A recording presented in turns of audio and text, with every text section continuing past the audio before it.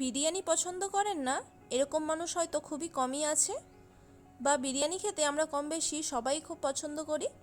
তাই যে কোনো অজুহাতে বাড়িতে বিরিয়ানি বানিয়ে ফেলাই যায়। আমি বাড়িতে কিভাবে চিকেন বিরিয়ানি বানিয়ে থাকি তার রেসিপি আজকে আপনাদের সাথে শেয়ার করব। তাই ভিডিওটা স্কিপ না করে সম্পূর্ণ দেখতে থাকুন। দেখুন, বিরিয়ানি বানানোর জন্য এখানে আমি 750 গ্রাম বাসমতি চাল নিয়েছি। পরিষ্কার জল দিয়ে চালটা 3 থেকে 4 বার ধুয়ে নেব। বিরিয়ানি বানানোর জন্য আপনারা যে কোনো ব্র্যান্ডেরই বাসমতি চাল নিতে পারেন। চাল ধোয়া হয়ে গেছে। এবার 30 থেকে 45 মিনিটের জন্য চালটা আমি ভিজিয়ে রাখবো। বিরিয়ানির জন্য 3টে বড় বড় আলু এরকম অর্ধেক করে কেটে নিয়েছি। আলুগুলোকে সেদ্ধ করে নেব প্রেসার কুকারের মধ্যে। তাই এর মধ্যে পরিমাণ মতো জল দিয়ে লবণ আর হলুদ দিয়ে দেব। ওরই সাথে দিয়ে দেব 2 টিস্পুন কেওড়া জল আর 4 থেকে 5 ফোঁটার মতো মিঠা আতর।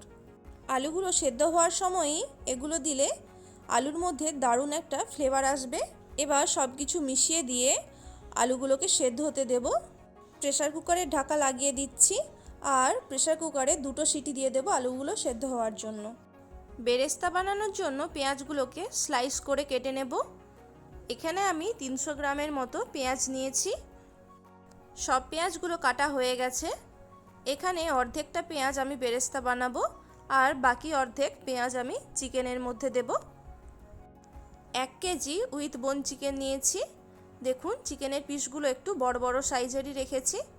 এবার চিকেনটা ম্যারিনেট করার জন্য ওর মধ্যে দিয়ে দেব 2 টিস্পুন রসুন বাটা, 2 টিস্পুন আদা বাটা, পরিমাণ মতো লবণ, 1.5 চা চামচ হলুদ গুঁড়ো, 1.5 চা চামচ লাল লঙ্কার গুঁড়ো, 1.5 চা চামচ কাশ্মীরি লাল লঙ্কার গুঁড়ো, 1 চা চামচ জিরে গুঁড়ো আর 1.5 চা চামচ ধনে গুঁড়ো, 1.5 চা চামচ বিরিয়ানি মশলা। এখানে আমি রেডিমেড বিরিয়ানি মশলা নিয়েছি। আর দিয়ে দেব 100 গ্রামের মতো টক দই। সব কিছুকে ভালো করে মাংসের মধ্যে মিশিয়ে নেব। মাংসটা এখানে ম্যারিনেট করে 1 ঘন্টার মতো রেখে দেব। আপনারা চাইলে 2 থেকে 3 ঘন্টাও ফ্রিজে ম্যারিনেট করে রাখতে পারেন। এরপর কড়াইয়ের মধ্যে তেল গরম করে বেরেস্তাগুলো ভেজে নেব। আমি 300 গ্রাম পেঁয়াজের মধ্যে অর্ধেকটা পেঁয়াজের বেরেস্তা ভেজে নিচ্ছি। গ্যাসের ফ্লেমটা মিডিয়াম টু হাই রেখে পেঁয়াজটা গোল্ডেন ব্রাউন হওয়া পর্যন্ত ভেজে নেব। দেখুন, এখানে আমার বেরেস্তাগুলো ভাজা হয়ে গেছে। এবার গ্যাসের ফ্লেমটা কমিয়ে দিয়ে এগুলো তেল থেকে ছেঁকে তুলে নেব। বেরেস্তাগুলো ভাজার পর এভাবে একটু ছড়িয়ে রাখবেন, তাহলে বেশিক্ষণ ক্রাঞ্চি ভাবটা থাকবে। এরপর ওই একই তেলের মধ্যে 1/2 চামচের মতো গোটা জিরে দিয়ে দেব। জিরেটা 10 সেকেন্ডের মতো ভেজে নিয়ে ওর মধ্যে এবার বাকি পেঁয়াজগুলো দিয়ে দেব। পেঁয়াজগুলোকে ভালো করে ভেজে নিচ্ছি।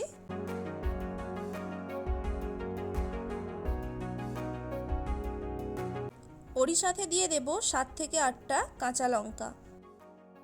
এগুলিকেও পেঁয়াজের সাথে ভেজে নেব।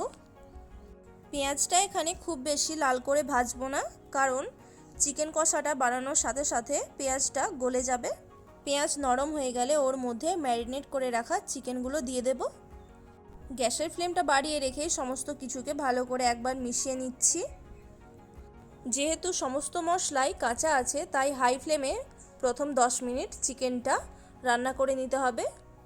আর এই সময় চিকেনটা তলায় লেগে যাওয়ার একদমই ভয় নেই, কারণ চিকেন থেকে অনেকটা পরিমাণেই জল বেরোতে শুরু করবে।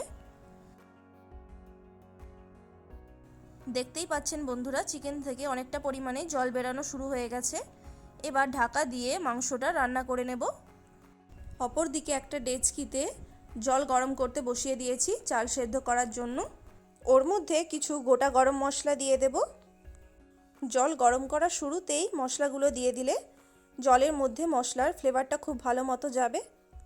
সাথে পরিমাণ মতো লবণও দিয়ে দেব। লবণটা এখানে একটু বেশি পরিমাণে দিতে হবে, তাহলে চালের মধ্যে লবণটা ঠিক মতো অ্যাডজাস্ট হয়ে যাবে। চালগুলো যাতে ঝরঝরে হয় সেই জন্য এখানে আমি 2 টেবিল স্পুন সাদা তেল দিয়ে দেব জলের মধ্যেই। এবার ঢাকা দিয়ে গ্যাসের ফ্লেমটা বাড়িয়ে দেব, যাতে জলটা ভালো মতো ফুটতে শুরু করে। এদিকেও দেখুন, আমার চিকেনটা একদম রেডি হয়ে গেছে। 2 থেকে 3 বার চিকেনটা আমি ঢাকা দিয়ে রান্না করে নিয়েছি। মাংসগুলো এখানে প্রায় আমার 90%-এর মতো রান্না হয়ে গেছে। বাকি 10% বিরিয়ানি দম দেওয়ার সময়ই মাংসটা রেডি হয়ে যাবে। একটু নাড়াচাড়া করে নিচ্ছি, তারপর ঢাকা দিয়ে গ্যাসের ফ্লেমটা অফ করে রেখে দেব। এদিকে চাল সেদ্ধ হওয়ার জন্য জলটাও ফুটতে শুরু করে দিয়েছে। এবার ওপরের যে মশলাগুলো ভেসে রয়েছে সেগুলিকে ছেঁকে তুলে নেব। অনেকে বিরিয়ানির মধ্যে এই গোটা মশলাগুলো পছন্দ করেন না। এবার জলের মধ্যে ভিজিয়ে রাখা চালগুলো দিয়ে দেব। 30 থেকে 45 মিনিট চালগুলো ভিজিয়ে রাখার কারণে চালগুলো বেশ ফুলে গেছে। এখানে আমি চালগুলো সেদ্ধ হওয়ার জন্য ডেচকির ওপর কোনো ঢাকনা ব্যবহার করব না। এভাবেই ঢাকা না দিয়ে চালগুলো সেদ্ধ হতে দেব। আর মাঝে মাঝে একবার করে নাড়াচাড়া করে নিতে হবে। দেখতেই পাচ্ছেন ভাতগুলো কত বড় বড় সাইজের হয়ে গেছে। এখানে আমি চালটা 70%-এর মতো সেদ্ধ করে নিয়েছি। ভাতগুলো আরও ঝরঝরে করার জন্য এখানে 2 চামচের মতো লেবুর রস দিয়ে দিলাম। লেবুর রসটা মিশিয়ে নিয়ে ভাতগুলোকে এবার ছেঁকে নিতে হবে, কারণ এর থেকে আর বেশি সেদ্ধ করা যাবে না। ভাতগুলো ছাকার জন্য আমি একটা ঝুড়ি নিয়ে নেব। ঝুড়ির মধ্যে ভাতগুলোকে একটি স্ট্রেনার দিয়ে ছেঁকে তুলে নেব। ঝুড়িটা যেন অতিরিক্ত ছিদ্রযুক্ত হয়, তাহলে ভাতের মধ্যে একদমই মাড় বেঁচে থাকবে না।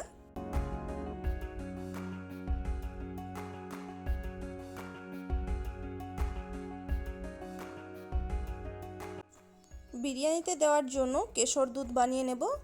তার জন্য কিছুটা পরিমাণে দুধ নিয়েছি, তার মধ্যে 1 চিমটের মতো কেশর দিয়ে দুধটাকে কিছুক্ষণ ফুটিয়ে নেব। দেখতেই পাচ্ছেন দুধের কালার কতটা সুন্দর এসেছে। এর মধ্যে এবার 6 চামচ গোলাপ জল দিয়ে দেব। আমি এই দুধের মধ্যেই গোলাপ জল, আতর আর কেওড়া জল মিশিয়ে নেব, তাহলে আর আলাদা করে বিরিয়ানির ওপর দেওয়ার দরকার হবে না। আমি এখানে 750 গ্রাম চাল নিয়েছি, তার পরিমাণ হিসেবে আমি এখানে 6 চামচ গোলাপ জল দিয়ে দিলাম। এরই সাথে দিয়ে দেব 4 চামচ কেওড়া জল। বিরিয়ানির মধ্যে এই জলগুলো ব্যবহার করলে বিরিয়ানিটা একদম ফ্লেভারফুল হবে, ঠিক দোকানের মতো। আর দিয়ে দেব 7 থেকে 8 ফোঁটা মিঠা আতর। মিঠা আতর দিলে বিরিয়ানির গন্ধটা খুব ভালো আসে। সব কিছু দিয়ে একবার মিশিয়ে নিচ্ছি। এবার বিরিয়ানি দম দেওয়ার জন্য একটা ডেচকির মধ্যে প্রথমে 2 চামচ ঘি দিয়ে দিলাম। তলাতে এভাবে একটু ঘি ব্যবহার করলে বিরিয়ানিটা বেশ সুন্দর একটা স্মোকি ফ্লেভার আসে। এরপর এর মধ্যে পরিমাণ মতো ভাত দিয়ে দিচ্ছি। শুরুর লেয়ারটা খুব অল্প পরিমাণেই ভাত দিয়েছি। এর মধ্যে এবার সেদ্ধ আলু দিয়ে দেব 3 পিস। তারপর দিয়ে দেব 7 থেকে 8 পিসের মতো মাংস। ওরই সাথে অল্প অল্প করে একটু গ্রেভিও দিয়ে দেব। আমি এখানে আলাদা করে কোনো ফুড কালার ব্যবহার করিনি। চিকেন আর এই কেশর দুধের জন্যই বিরিয়ানির কালারটা খুব ভালো এসে যাবে। মাংস দেওয়ার পর ওর মধ্যে 1 চামচের মতো বিরিয়ানি মশলা দিয়ে দেব। এরপর দিয়ে দেব পরিমাণ মতো বেরেস্তা। তারপর কেশরের যে দুধটা বানিয়ে রেখেছিলাম সেটা দিয়ে দেব 4 থেকে 5 চামচের মতো। প্রথম লেয়ারের সব শেষে দিয়ে দেব ধনেপাতা কুচি। এরপর সেকেন্ড লেয়ারটা ঠিক একইভাবে তৈরি করে নেব। ভাত দেওয়ার পর বাকি যে 3টে আলু সেদ্ধ ছিল সেটিকেও দিয়ে দেব এই লেয়ারের মধ্যেই। এরপর বাকি মাংসটাও দিয়ে দেব। মাংসের সাথে একটু একটু করে গ্রেভিও দিয়ে দিচ্ছি। বিরিয়ানি মশলাও ছড়িয়ে দেব 1 চামচের মতোই। সাথে দিয়ে দেব বেরেস্তা, আর সব শেষে একটু ধনেপাতা কুচি দিয়ে দেব। আর দিয়ে দিচ্ছি কেশর দুধ। সব থেকে উপরের লেয়ারে বাকি থাকা সব ভাতটা এখানে দিয়ে দেব। ভাতটা সমান করে চাড়িয়ে দিয়েছি। এর মধ্যে এবার আরেকটু বিরিয়ানি মশলা দিয়ে দিচ্ছি। আর মাংসের একটু ওপর থেকে তেল তুলে রেখেছিলাম, সেটিকে এভাবে ক্রস করে দিয়ে দিচ্ছি। এতে বিরিয়ানির কালারটা খুব সুন্দর আসবে।